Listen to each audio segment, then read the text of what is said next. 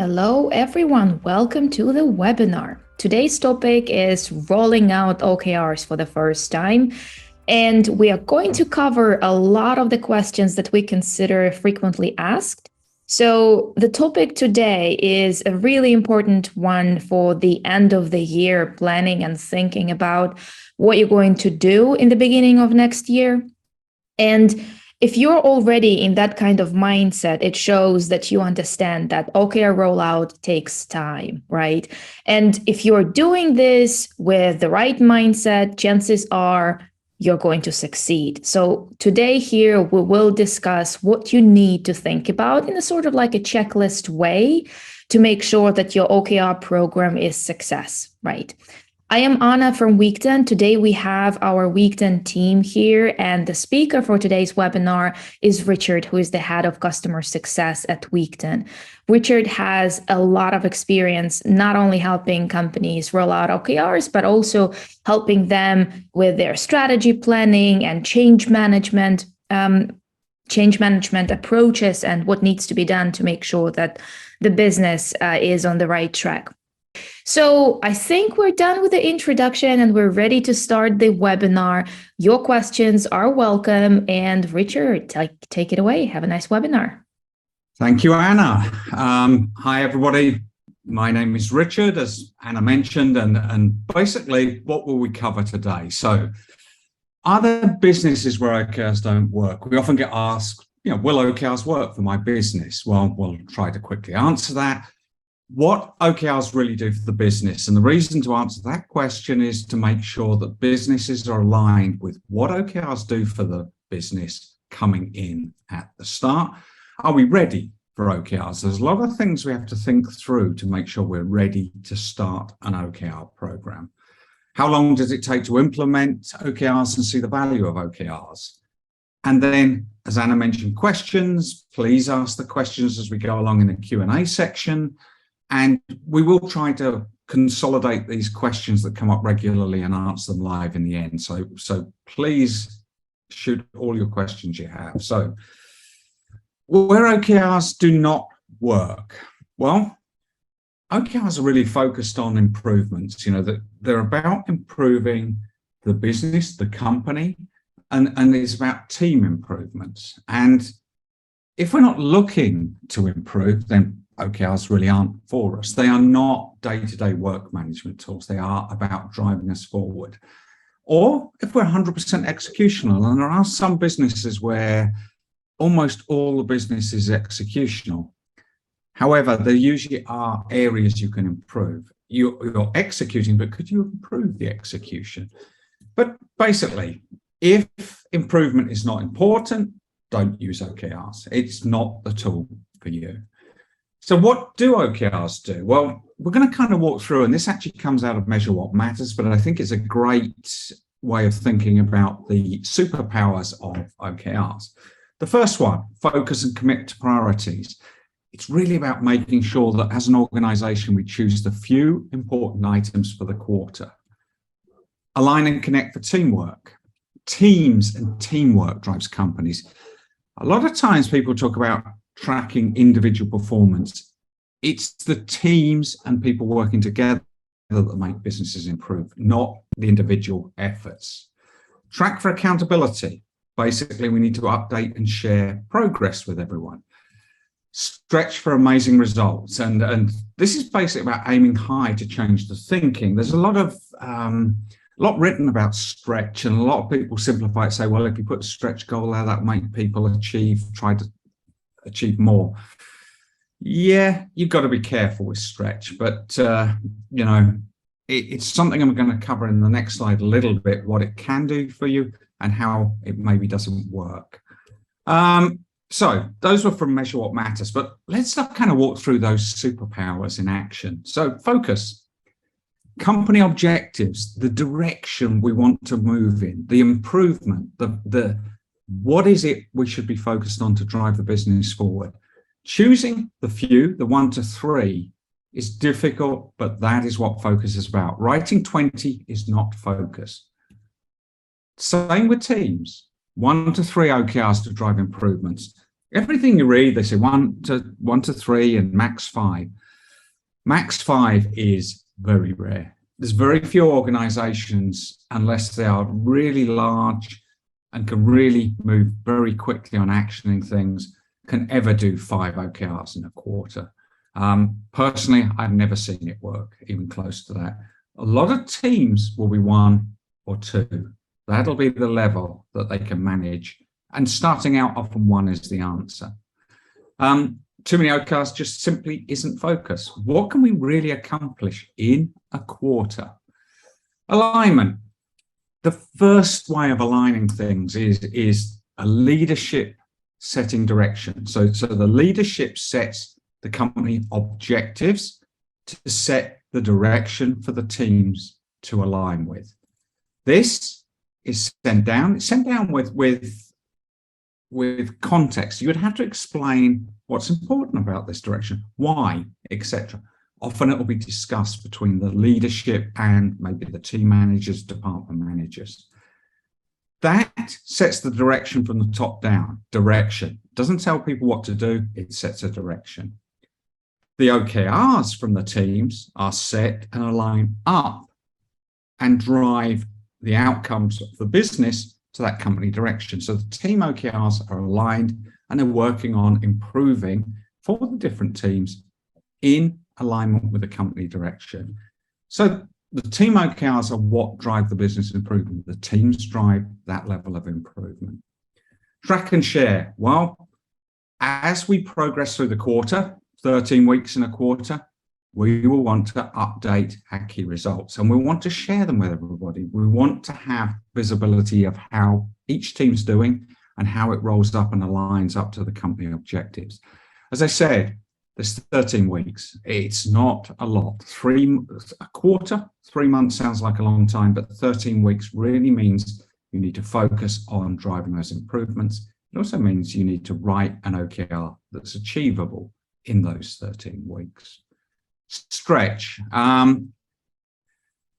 Stretch is the one where we need to think differently. So if we take this first key result, reduce the first time response rates from 90 to 10 minutes, I've written there, but why do we choose 10 minutes? Well, we could have chosen 80 minutes. It's 90 to 80, 10-minute improvement.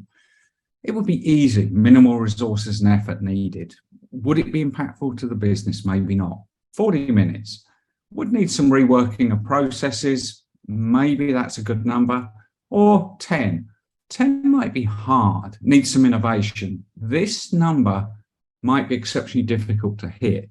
However, setting it to 10 minutes makes people think differently, think bigger, think outside the box with some innovation or different ways to do things. You've always got to be thinking what's right. However, one thing we see a lot is that teams will naturally set stretch goals. So most teams will overestimate their ability to improve things. So they might have said 10 minutes because they believe that's what they can do. Now, stretch won't work if you start linking OKRs to pay. If you start to use OKRs for individual performance management or team performance management related to pay, it immediately stops OKRs working. It was never the intent of OKRs to be used for any form of performance management directly. Also, if the company is focused only on the result, and some businesses get so focused on the achievement of the OKR number, what have we achieved? But there's also the number and learnings. There's a combination there. If I set a really tough stretch goal and I get 50% of the way there, I would have been way better maybe than setting a very easy KR. It depends how people think, and you've got to balance the number and the learnings. If we're not making the progress, but we're learning a lot and we're developing and we're doing things better in the business, that's good. But it's not only the score. It's not a KPI. We also need to make the OKR space a safe place to experiment, try and fail. And it somewhat relates to the first one here, that people feel comfortable that setting ambitious OKRs and not necessarily achieving them, and maybe not achieving more than 10% or 20%, which still might be a huge impact to the business, is okay. We need to balance that. And it's one of the things you're going to learn over time, how much stretch, what's good stretch, bad stretch. And do we as a leadership team or a team manager, do we allow people to try things and fail? Stretch helps us think about change and innovation. Driving a customer satisfaction score from 80 to 82, simple. Driving a customer satisfaction from 80 to 95 might be exceptionally difficult. It could be small and achievable. It could be ambitious and risky. Both of those might be okay in different businesses, but you have to think about it. And stretch is kind of important. It gets killed when OKRs get used for performance, which is not the intention of OKRs. And done well, it helps people think and innovate in a business. So, where do OKRs fit? And a question we often get is, well, we have project management tools, CRM, ERP, performance management tools, and we don't need, why do we need OKRs, or where do they fit? And really, they bridge this gap between the strategy at the top level. Directional tools could be as well. Not everybody has a vision, mission, strategy. Some have more a direction. It's basically, where do we want to go? Big picture, longer term. How do we take that and translate it into improvements? And the objective and key results really are there to focus you on what you need to change or improve. Could be at the company, team levels, and it's different from the executional tools. The OKRs could change the way we use the executional tools, but they're two different things. The KPIs, and another common misrepresentation of OKRs is, we'll move from KPIs to OKRs. No, you don't. You still have KPIs, metrics, and targets. Your OKRs are not the same as the KPIs, metrics, and targets. And in the last webinar, we explained how KPIs and metrics and targets relate to OKRs. They can be used to set the direction, so can the strategy be able to set the direction. The team-specific executional tools support the day-to-day work. The OKRs support the future, the improvements we're making in the future. So, are we ready for OKRs? Well, there's really 4 areas here, and let's cover the first one, knowledge. It's really about alignment, processes, roles, and it starts with why we're using OKRs. And one of the big things that you often see is people have different opinions. A leadership group, and I've met some leadership groups with had 5 different opinions of what OKRs are going to do for the business. They drive what we talked about in the first section, and you need to agree that that's what you're trying to change. You need to communicate that with everybody in the business. We need to make sure we have internal leadership alignment on the benefits and what we're using OKRs for. We need to think through the weekly, monthly, quarterly processes, and we need to think about driving change. OKRs will, in almost all businesses, drive a significant change in the way we think and often in the way we improve. We need to understand the roles in the OKR process, who's driving, what's the leadership role, what's the team manager roles, do we have a champion, etc. Motivation. And one of the big ones is you need top-level support. You need leadership support. You also need to stick at it for 3 to 4 quarters. We see a lot of people come in, they start OKRs, they do 3-4 weeks, and then they stop. They don't have the motivation to actually keep going with OKRs. In a lot of cases, they start with bad OKRs. They don't treat it as a process of improvement over multiple quarters, and they just give up. It means we need to be motivated to do this long-term of training and coaching efforts. We need to have the long-term drive to manage the change. Simple method, but effort is needed to change. I think one of the problems is a lot of people come in and say, well, objective, easy, key result, measurable, and kind of equate that to being super simple and super easy. The method is simple. I don't think it's that hard, but most people don't ever write OKRs. They do some mix of KPIs and projects, off they go, doesn't add any value, and then they give up. Culture. Are we open and transparent? One of the key things of OKRs is everybody should be able to see the OKRs. Our OKRs across the teams and across the company should be open and transparent. It is super important for OKRs to work. It's also important that failing and learning is accepted. If we miss a number, but we learn, that's great for the business, but we have to have that mindset that that's okay, it's accepted. We have to have some form of measurement-driven business. It's very, very difficult, not impossible, but difficult if the business hasn't typically measured anything. You can start OKRs without knowing the measurements. You can equate things, you can collect the data as you go, but it's much, much easier if you've already got some levels of measurement in the business. The other big one is really aimed at leadership. The leadership need to trust teams to develop OKRs. A leader does not know how and the best actions for all the teams in his business usually. He sets the direction, which isn't easy to do. You've got to choose what you are going to focus on, etc. But he needs to then trust his teams to develop the best areas to improve. He can discuss it with them, but he needs to put the emphasis on the teams developing the OKRs. If you're not willing to change, if you don't want to change the organization, OKRs probably are not going to work for you. OKRs tools. Well, there's a lot of different things you can use. Spreadsheets, presentations, Miro, 100 different things, or a dedicated software, which is Weekdone. That's what we do. But tracking the OKRs and making them visible, etc., is important.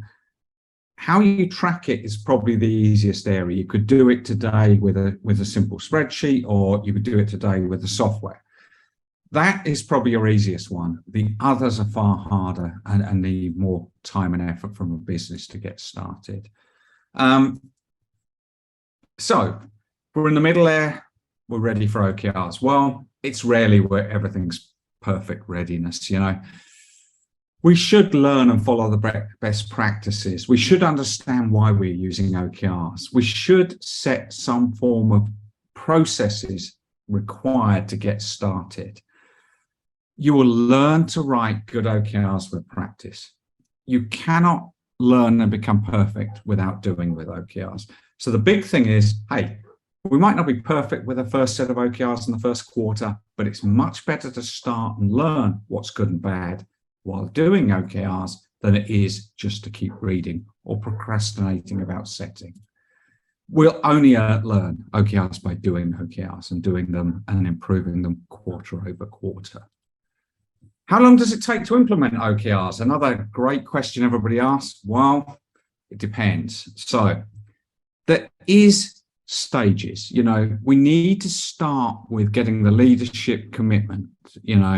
We need to start with a rollout plan. We need to have that shared purpose of OKRs set and communicate to everybody that we're going to roll it out to. The first quarter, we're going to set the company team OKRs that align. But don't get stuck. It could be very simple. Keep it simple. It could be one company objective, one OKR per team, or just some teams you start with. But work it for a quarter. Work out when you go into the second quarter, what worked, what didn't. And there's a lot of different areas. Is it the O we set? Is it the key results we set? Were they outcome based? Were the measurements right or wrong? There's a lot of different areas that you'll learn over time, which are somewhat specific to your business for the second quarter.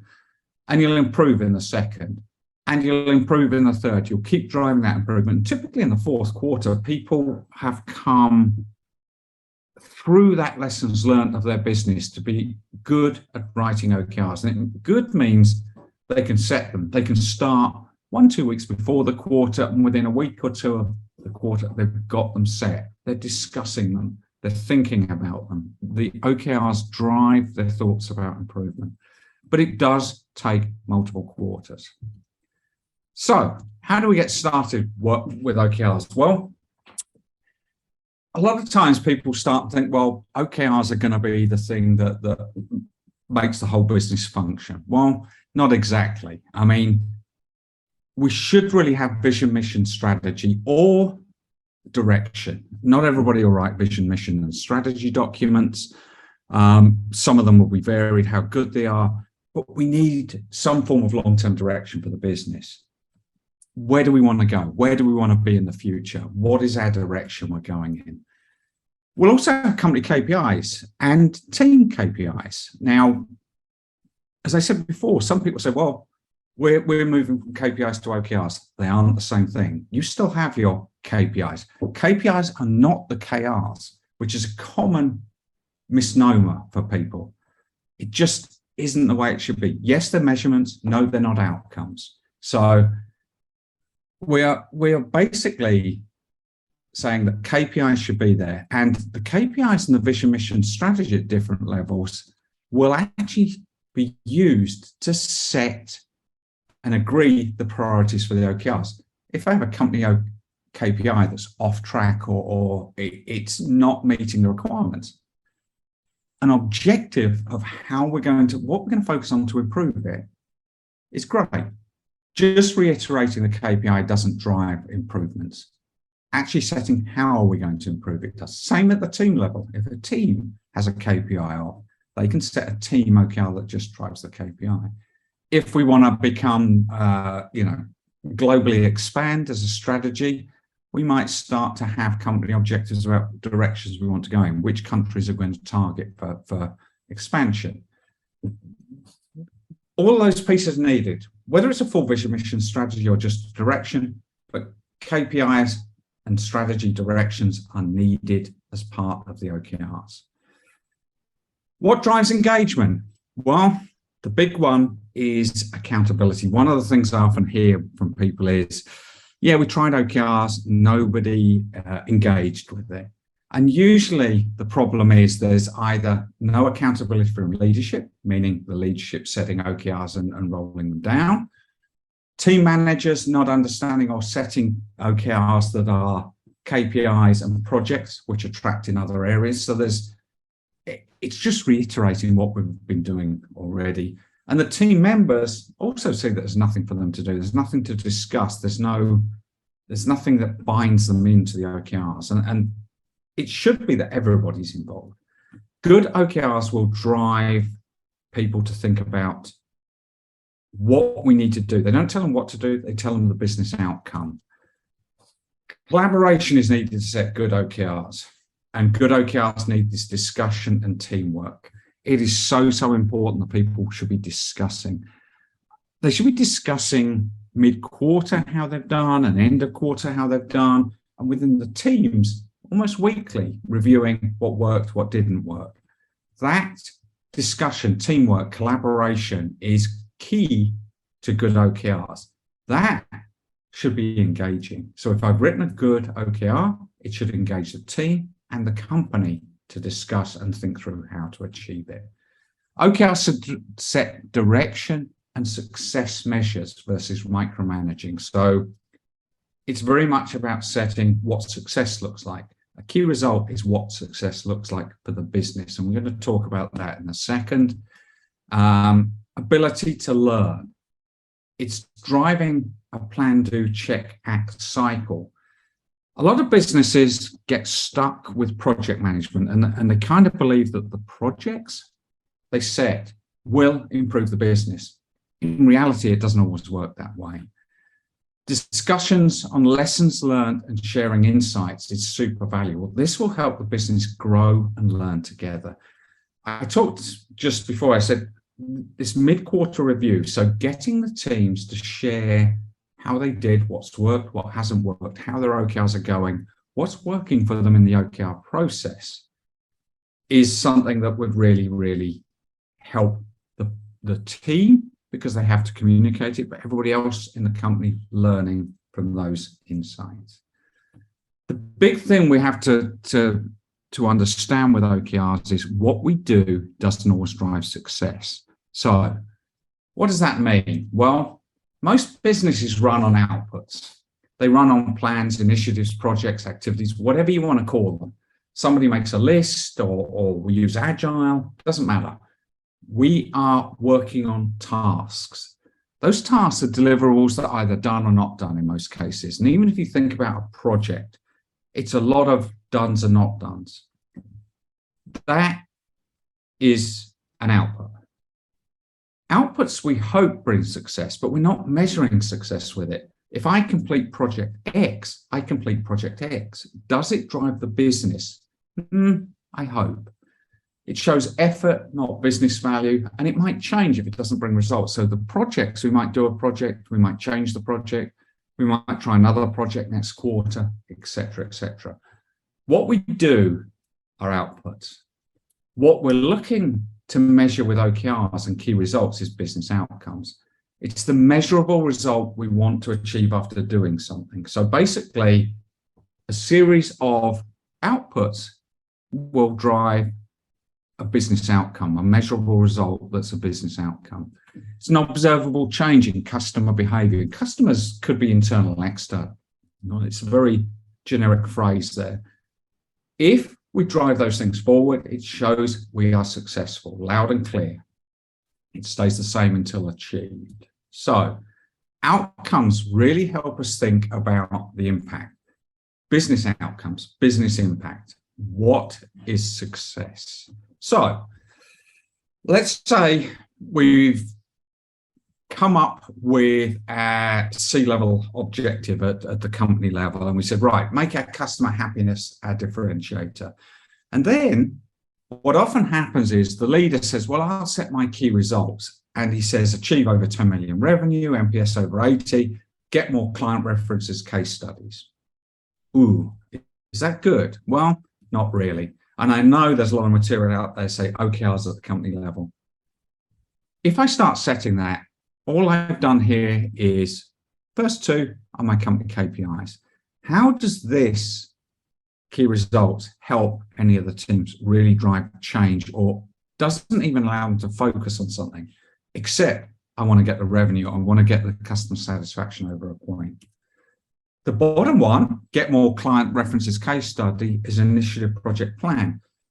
But it's probably one for, let's say, a marketing group. So I'm then starting to tell people what to do. Again, is it the right thing? No.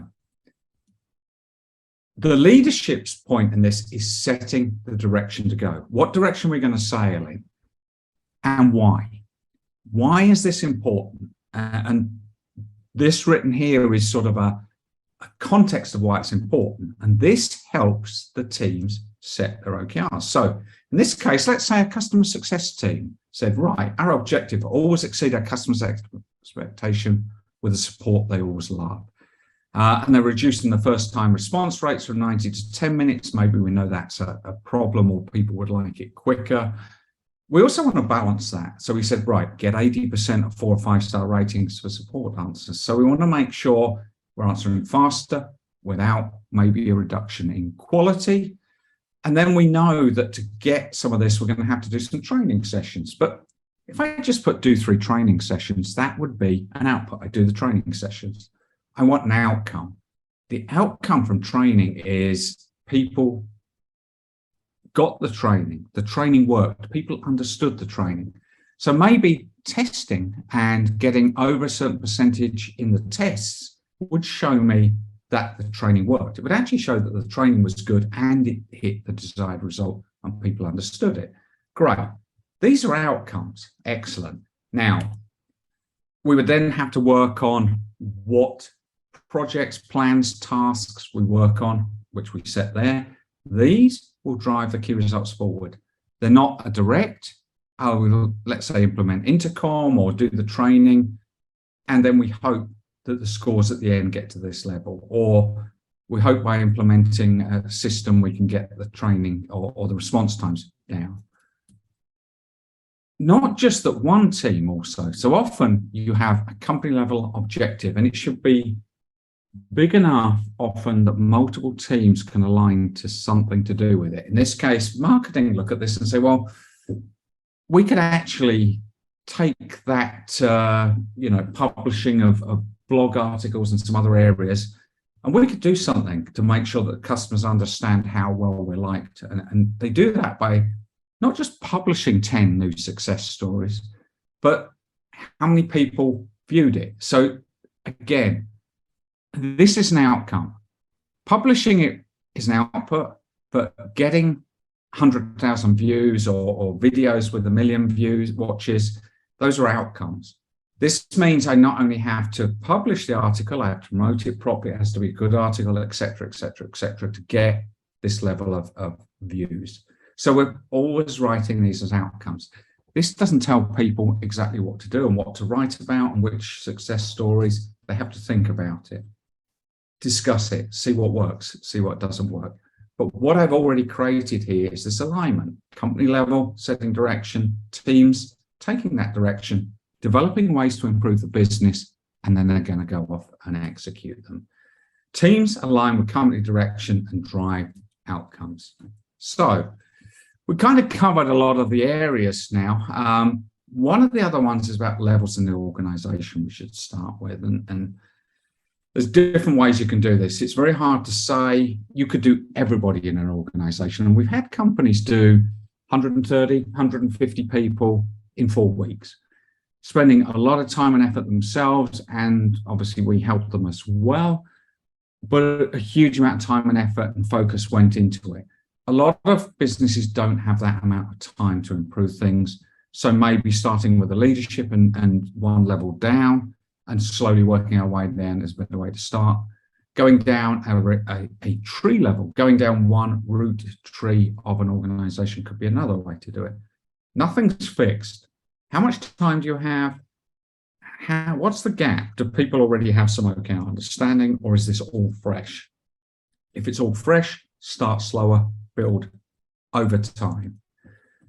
You also need a champion. And in smaller businesses, it's often the CEO that will be championing it, but he probably wants to hand it off at some point. And a champion is somebody that has a passion for OKRs, and they need to have some influence in the organization. It can be direct or indirect influence. It could be another C-level executive. It could be somebody in the middle management that just has that passion and is well respected in the business. An OKR champion likely isn't the intern that's come for the summer. Probably not a great way to champion your OKR process. They may well be able to help, but you need somebody with influence and impact that can impact the business and get OKRs working right. The go-to person for the questions in the organization. I think the big thing we would say is don't make things too complex from the start. Avoid too many OKRs, avoid cross-linking. A lot of businesses try to fix everything. They said, right, we'll start with OKRs, and they write 20 company objectives, and then they start with team OKRs, and then they start linking all the teams together, and eventually it's just a mess that nobody understands. And in most cases, they haven't written a good key result anywhere in there. So it's really about making sure you start small. You make sure you get your O's and your KRs good, and then move forward. The critical thing is to make them engaging. If OKRs aren't engaging and they're just copying out bits from other things you already do, you're not going to drive improvement. So keep it simple. Start with simple alignment to the company level. A lot of people have read different books and they say, yeah, but the cross-functional alignment, that's where it's at. Yes, it's a great benefit of OKRs. However, everything is linked to everything in the business. And it ends up where people say, well, I can do this if they do that. And everybody starts telling others what to do. Getting people to focus on what they can improve first is super important. And then you can start to think about the cross-team.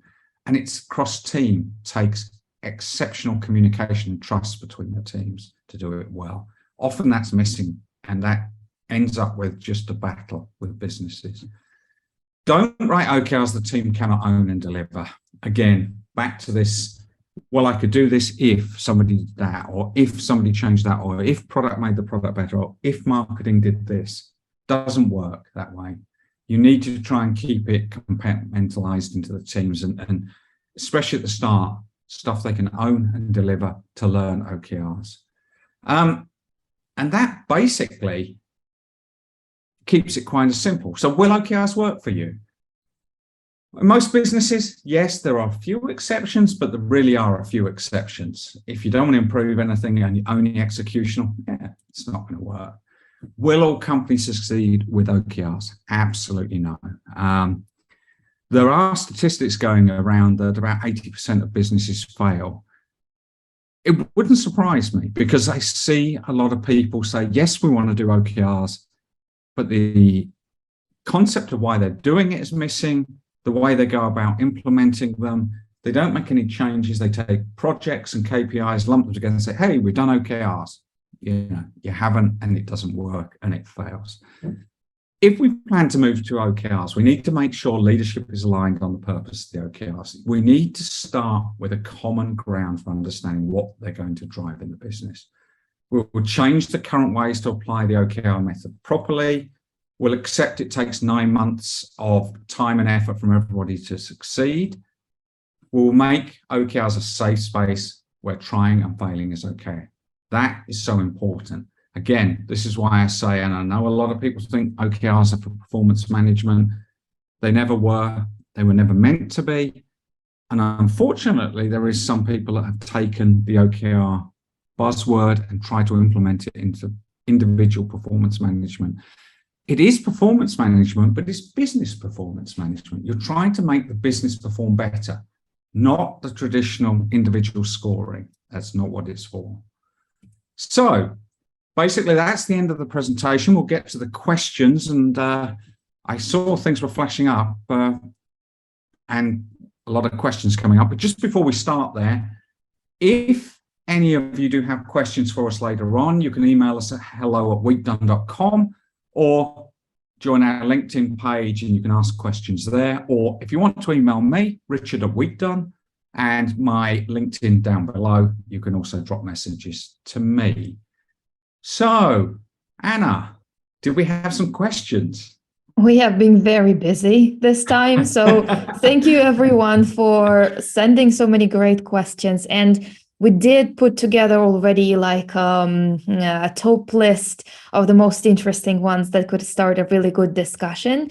So let's try to go through all of them within the time frame that we have. Right. Okay. So let's dive right in. To be quick. We have to, we don't have to be super quick because we're still within the limit that we know we timed it well. But still, let's try to go through them one by one pretty quickly. The first one, in a quarterly cycle, when is it better to review OKRs for the next quarter? Yeah, good question. I think that 2 weeks before, 2 weeks after is a good general scale. However, when you're first starting out, it always takes you longer. I think you have to have significant effort put in that 2 weeks before. You really need to be focused there. And what does that mean? Well, it means by the 2 weeks before, the leadership level needs to pretty much have agreed and issued out what are the focuses for the quarter. What are the things we need to drive this quarter? However, I think it's often good even 4 weeks before to start thinking, just ideating,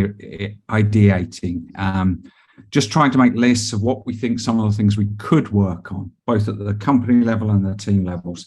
But I think 2 weeks before and after is something that's workable. You need to set OKRs reasonably quick, and you see businesses that after 3-4 quarters, they've got it they can do it pretty much in a week before, week after, or even 2 weeks before, and they're ready to go at the start of the quarter. The problem comes about if you take too long into the next quarter, you haven't got enough time to execute things. So you set great OKRs, takes you a month to do it, and you've lost a third of your time to try improvements out. So you'll never achieve the OKRs. So 2 weeks before, 2 weeks after is generally the rule. Often try and start it earlier, just with ideating about that. I just now posted another link about the quarterly planning and actually all of the timing best practices for all steps in the OKR process. And while we're on the topic of sharing links, I shared a lot of them while you were asking questions, because we do have some great resources that you could use immediately after the session. And we had some people who asked for all of those links to be sent together with a recording of the webinar. So we'll try to follow up with those resources as well after the session, just so you know. And please check this last one and bookmark it if you have a question of how to organize your workflows around OKRs.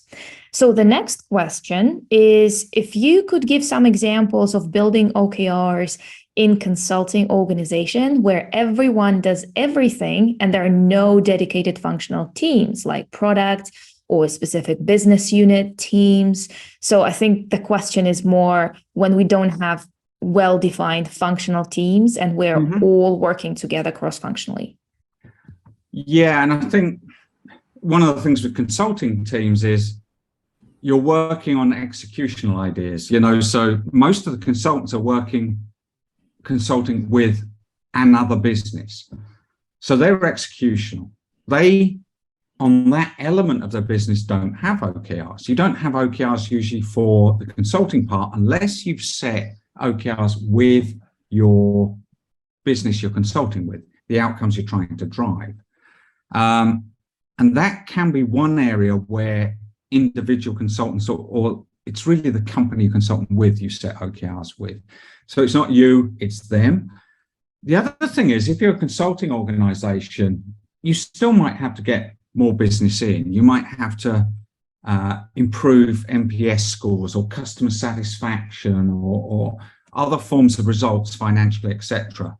So there still can be areas you can improve, and you can set up teams, ad hoc teams, to fix or improve areas of your business. And that's generally the way you do it. You would do it in a more ad hoc. Let's pick different people from different sections, maybe 2 or 3 from this area, 2 or 3 from that area of the consulting business, and somebody from this area. Let's make a team on how we're going to improve this specific area.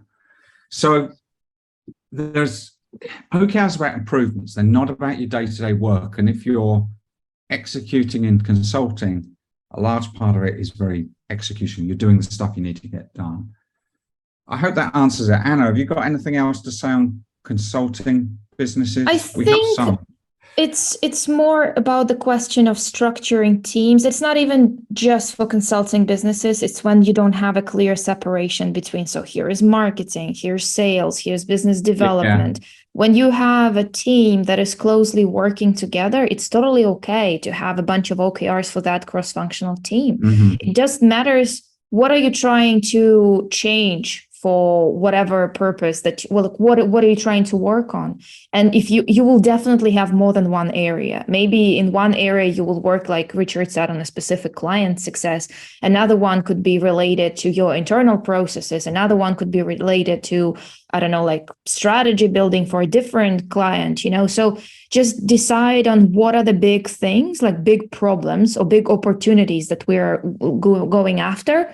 And then you can write key results for all of the people who are working on that objective, right? So it's just, you don't have to have well-defined functional teams. In fact, I do feel sometimes that cross-functional OKRs could have like much more benefit for smaller startups or for companies who work more or less cross-functionally, right? So that you have less of them, but the OKRs would be more engaging for the team. Yeah. It all comes down, just like as a last point, it all comes down to setting up a proper weekly workflow around those OKRs. Because one thing, who is working on them, during the quarter and deciding it at the beginning of the quarter. Another thing is really making sure we are discussing them. That is why bookmark that last article that I shared in the chat, which is about the quarterly workflow. Feel like that answers and covers a lot of ground. Now let's move on, because we are on a schedule here. Yeah. So the next question is how to make sure people make effort towards OKRs if OKR progress is not included in individual performance review. So my first answer to that would be, so you think the only way people work is if you put individual performance targets on and they just do it to get there. It isn't true, and it's not the way most people work, and it's a misnomer. If you read anything about performance management, everybody kind of knows that those traditional ways of performance management don't work. What OKRs are doing are driving the team's improvement, which means people should hit the KPIs, the team KPIs, which usually the individual items roll up to the team items. We're making sure that we're going to be successful as a business. I think whoever wrote that and anybody thinking along those lines, go and read chapter 15 and 16 of Measure What Matters. It talks about OKRs, communication, CFRs, conversations, feedback, recognition, and performance management being 3 separate items that you need to have running. You still need individual performance levels in some teams, but it's not what drives businesses. Nobody has a formula that works for it, and generally it's disliked by most employees as well. So people work because it's fun, and there's a lot of other driving and motivations. Don't ever believe it's the performance pay idea that makes people work and work well. In fact, often performance pay drives a lot of bad behaviors. Just because we have so many questions on this topic, I'd like to add some things so that we cover, different angles to the other questions that came up in regards to performance management and OKRs. Mm-hmm. When we say that OKRs are not connected to performance management, we don't mean that you don't need to worry about people writing or working on OKRs on a weekly basis. It's not that. I guess it's it sounds that way, that we say if it's not included in performance management, then, well, why do them at all? But the point here mainly is that you can, when you're doing one-on-one reviews with people, or when you are doing performance review at the end of the year, you can factor in qualitative feedback from working on OKRs throughout the year or throughout the quarter. You can say, okay, ask everyone on the team to rate this person's participation in the OKR process. And then based on that kind of feedback or rating, you can factor it in somehow. Not ever based on the percentages of achievement of KRs, not ever. Yeah. That's the point. It can have a slight influence. In fact, if you look at the diagram on the third page of chapter 15, it shows OKR, CFR, and performance management with a fractional overlap. And it's that kind of soft areas that maybe you could look at. Exactly as you said, Anna, not the number. It is not the number, because you'll end up with just KPIs in there and nobody engages with them.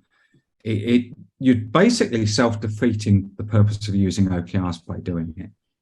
Yeah, you do it once and then everyone will tell you, OKRs don't work for our business. We don't want to work with them. Yeah. And you will not know why, but that's the why, because people don't believe that it's motivating, or they will complain that it's only adding some extra work for them while they still have their business as usual to care about, Yeah. So that's the point. But if anyone made it work any other way, please let us know. We've been in it for many, many years, and we just don't see that evaluating people's performance based on OKRs had ever worked. But we are happy to keep an open mind. If you made it work, we'd be interested to learn how you made it happen. Now, let's move on to the next question. Can the OKRs be used as a platform to track and measure the progress and success of a software development project? Yes. But you need to think about the outcomes of the software development project. An OKR for a software development project would be, what do we want to achieve? And the key results need to be the outcomes, which could be about uptime, reliability, bugs, What are the outcomes of that development related to the customers that success looks like, as opposed to the project side of it? Probably you're using the software agile methods, and we're excellent at executing and iterating and coming up with different things that work. But what is the outcome that it's delivering to the business? Is it making it more engaging for the customers? Should it actually get us more customers? Should more people use it? Should there be a better depth of usage? there's a lot of different things you can look at for software development, which aren't the measures of, did we develop the software? You do that in Agile. Are we executing? Are we getting as many story points as we should do in the Agile sprints, et cetera, et cetera?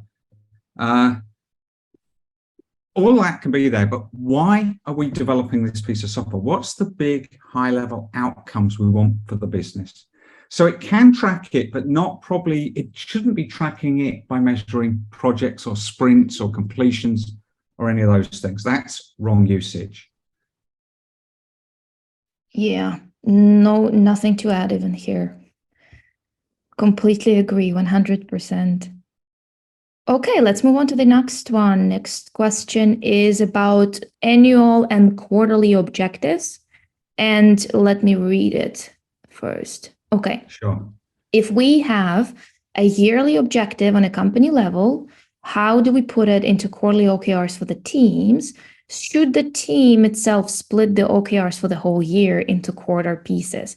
So to combine it with another question that we have, does the company need quarterly objectives as well as the annual ones? Absolutely. A leader that's not setting quarterly objective is failing. It's that simple, black and white.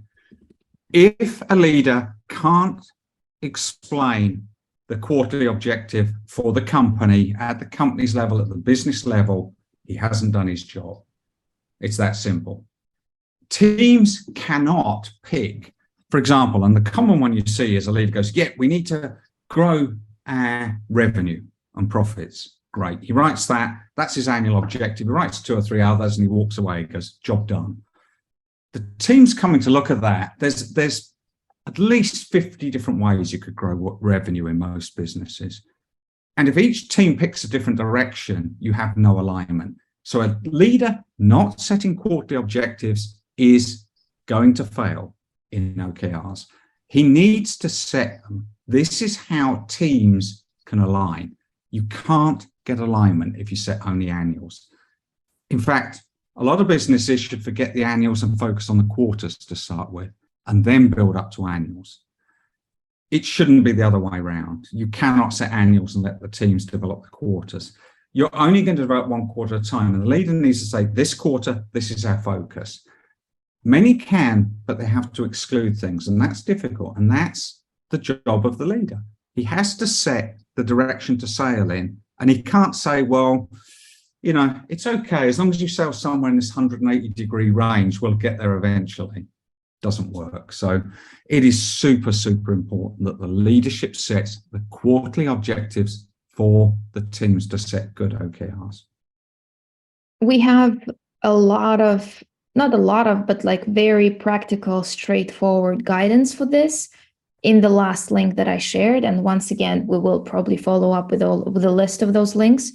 The main thing here is that when you think about annual and quarterly planning, it's not like they are not connected or that quarterly is something additional, you know, like it's a part of the same process, because when you do like an annual strategy or an annual direction, as like at the leadership level, you still need to figure out what needs to happen which quarter for you to get to that direction, right? To get to that destination. So that's some part of understanding how to make the teams think about what they're going to be working on each quarter. But you need to revisit that, because you cannot plan, 1 year ahead and not revisit it. So that's the part of the process. Okay, so now let's move on to the next question. Sure. Okay, so my company management is currently not using OKRs, but I want to implement them in my team. Should I wait for the management and the whole company to get aligned, or can I start on my own in my team? You can start on your own in your team. I mean, you may have some directional top-down stuff that you could take to guide you to set OKRs. But I think using OKRs in a team is really all about setting priorities for the quarter. How are we going to improve? How are we going to make sure we hit our KPIs? How are we going to move strategically in the direction leadership have set? How do I want to see the team improve? You could set 1, 2, 3 OKRs for your team and get your team using the OKR method to make sure that they spend the time they have to improve. The starting slide, I talked about, OKRs about improvement, and it might be 10, 20, 30% of the time that people have in the week is possible to use to focus on improvement ideas. And let's say 80% is the executional work they do for each individual, and 20% is improvement time.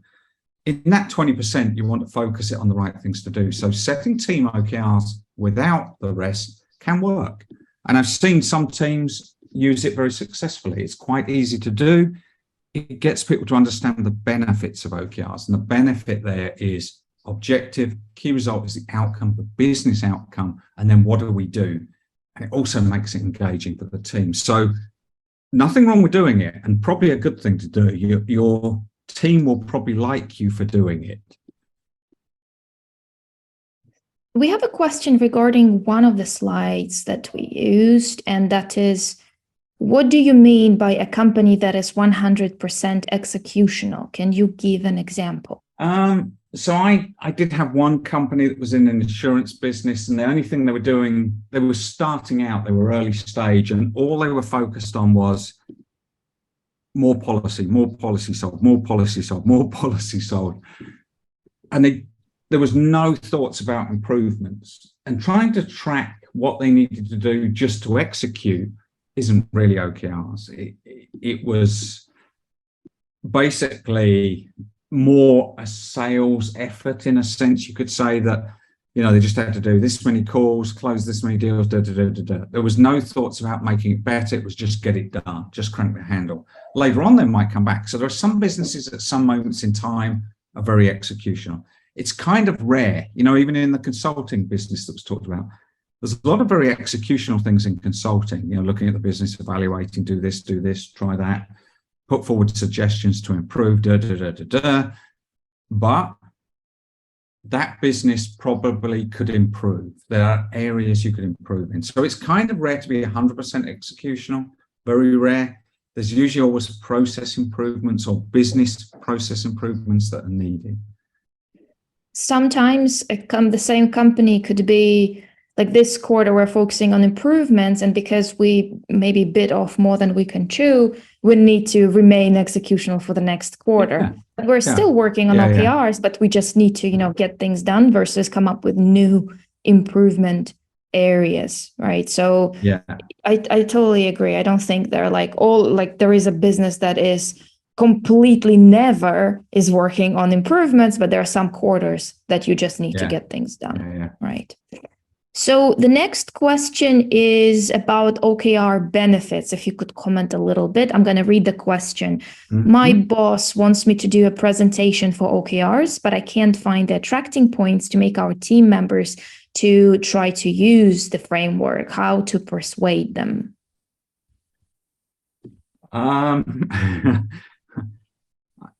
I would probably go back and measure what matters. If you don't understand the benefits of what OKRs do for you, you probably should start with measure what matters. And big book, unfortunately, but go and read it, because what we started out with, focus, alignment, the 4 superpowers, those are the benefits of OKRs. Most businesses run on projects and KPIs. As we said before, completing your project doesn't drive business value.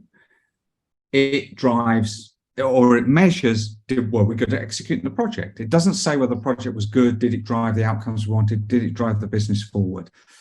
There was a survey done by quite a number of different big businesses, but Google and Amazon were 2 that did something similar. And they looked at the projects worked on in the company, and they said, well, a third do good, a third do nothing, and a third make things worse.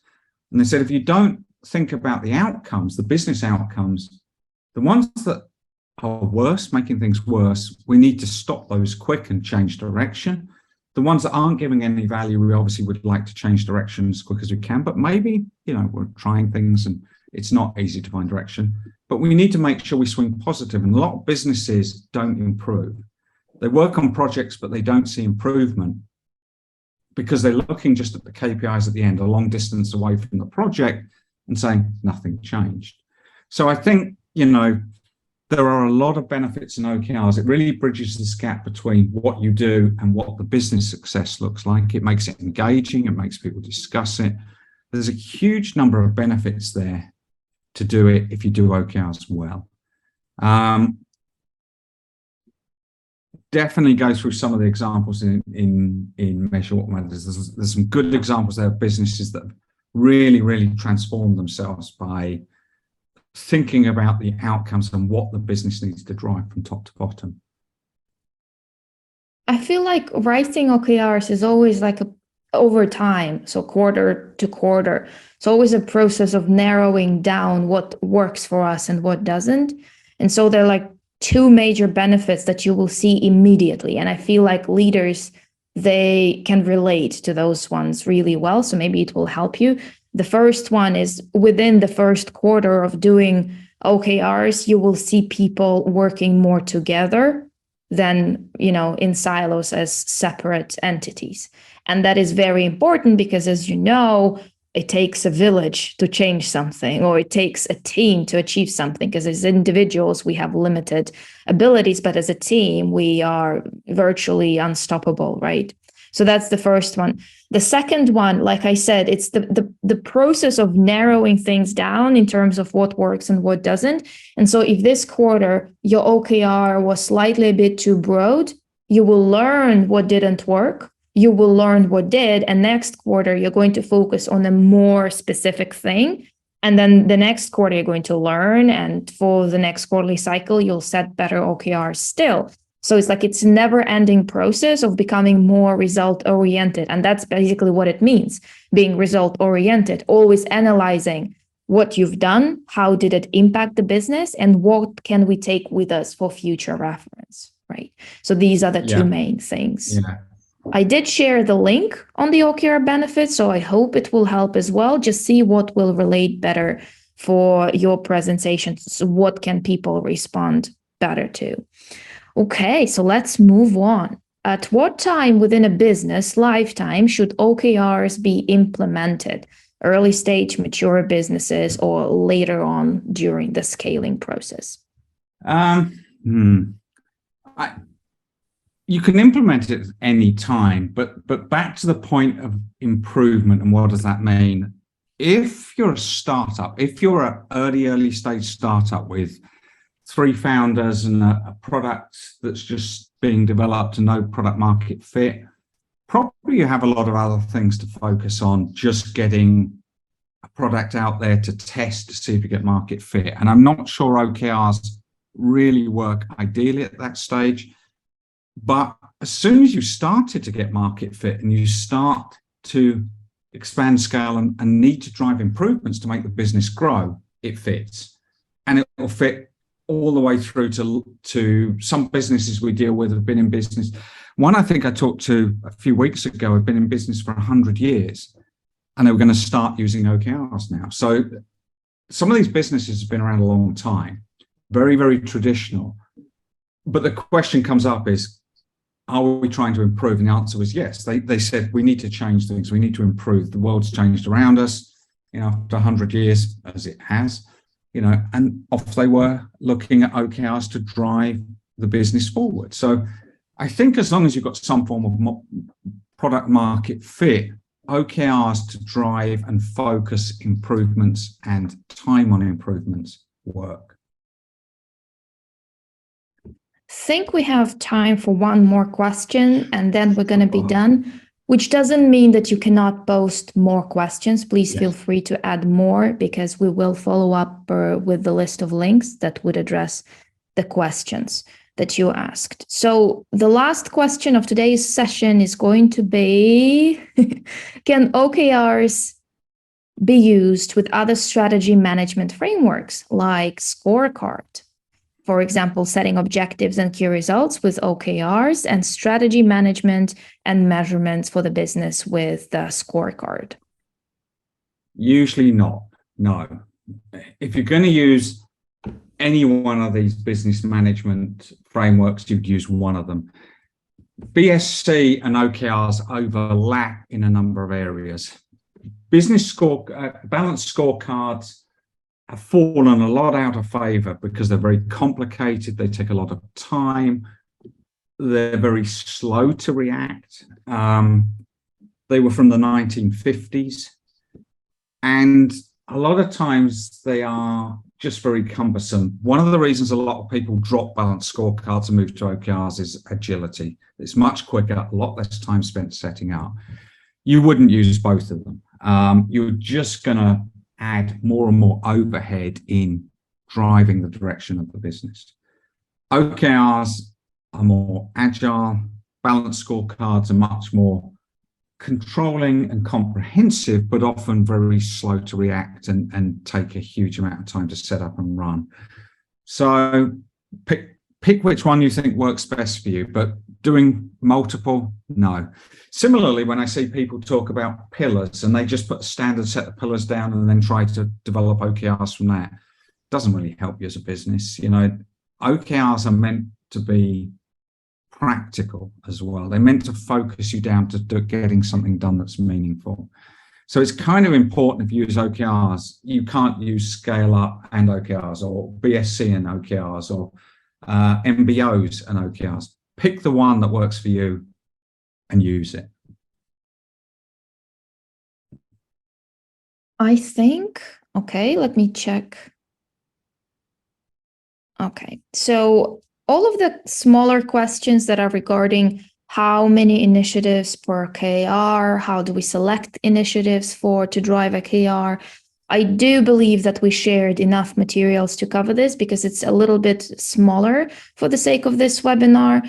And you will see a lot more examples to rely on in the Learning Center links that I shared before. Thank you, Richard, for answering all of these questions. We had a lot of them this time, and we've received a lot more. So let's try to wrap it up and share with everyone everything that we can share. Super. Thank you, everyone. Yeah. Thanks, everyone. Have a great rest of the week. And as we said before, our contacts are here. Video will go out within 24 hours. And, you know, if there's anything else you need from us, drop us a message. Thanks. Goodbye. Thank you. Bye.